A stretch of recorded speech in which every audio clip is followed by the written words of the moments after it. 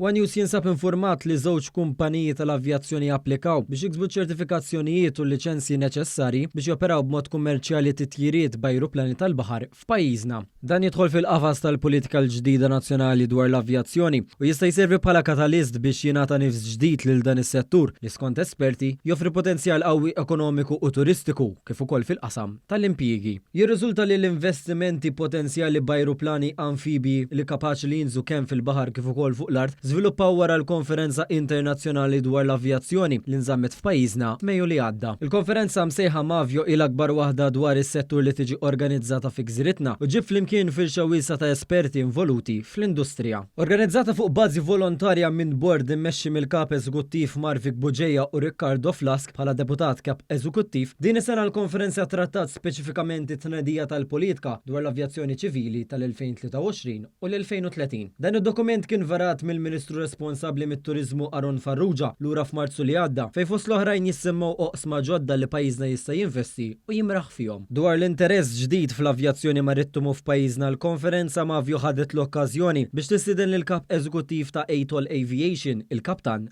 Ansira Kula. Il-kumpanija timmanifattura l-ajruplan amfibju ATOL Aurora li jġor żewġ persuni u f'Malta ħadet l-okkażjoni biex tnedi verżjoni ġdida tal-ajruplan li ma tniġġis peress li taħdem bl-elettriku flok bil-fjuwil konvenzjonali. Dan l-ajruplan kapaċi anka jirmiġġa fi kwalinka marina minħabba li jista' jagħlaq il-ġwienaħ tiegħu u bekk jagħmlu versatili u faċli biex jimanuvra fi spazji dojo. Sa dan it-tant il-kumpanija qed tiżviluppa ajruplani oħrajn tal-elettriku li jkunu kapaċi jġorru aktar passiġġieri. Malta għandha rabta storika ma' ajruplani tal-baħar fejn kienu joperaw regolarment fi żmien il-ħakma Brittanika fil-biċ tal-pajjiż, waqt li fil-Misra għadha teżisti wkoll ir-rampa li kienet tintuża għal dan il-għan 20 ta' snin ilu. 3 ta' snin ilu f'pajjiżna wkoll kien tnieda servizz għal perjodu ta' qasir ta' żmien bejn il-Port il-Kbir u l-Port tal-Imġar Tawdex. Issa qed jingħad li Kalafrana fil-limiti ta' Birzebbuġa jista' potenzjalment ikun bażi ewlenija għal operazzjonijiet simili. OneNews kellem mad-deputat kap eżekuttiv tal-Mavjo Riccardo Flask li spjegalna l-benefiċċji li dawn l-ajruplani joffru fosthom titrijiet speċjalizzati madwar il-Gżejjer Maltin filwaqt li joħolqu impjiegi minn bdoti u inġiniera sa segretarji u gwidi. Għaw Malta jistgħu jintużaw kif semmejna ġiti turistiċi. Ġit turist, forsi niżel mill-cruise liner, forsi qiegħed hawn Malta jrid imur dawra mal-Gżejjer Maltin.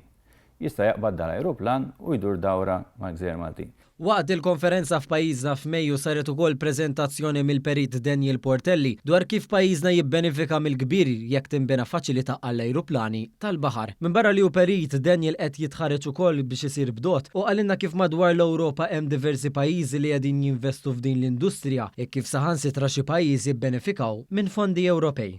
Pajjiżi bħal Greċja, l-Italja u anke Montenegro qegħdin jagħmlu passi ta' ġgant ġifieri f'dan l-industrija